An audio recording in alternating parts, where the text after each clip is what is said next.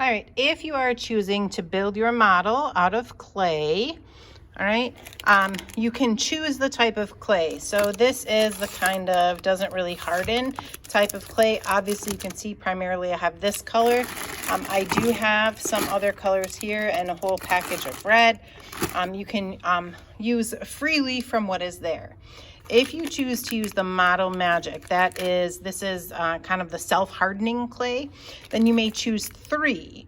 So there are a few color choices in here. So you could pick a red, a blue, a yellow. So I can choose 3, right?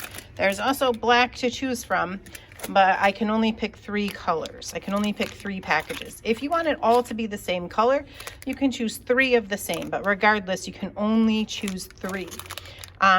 Do not open one of these as it gets to the end of class, as this is self-hardening. I can put them in a Ziploc bag, but it kind of tends to harden on its own anyway. So what I would recommend if you are choosing this option is look over here.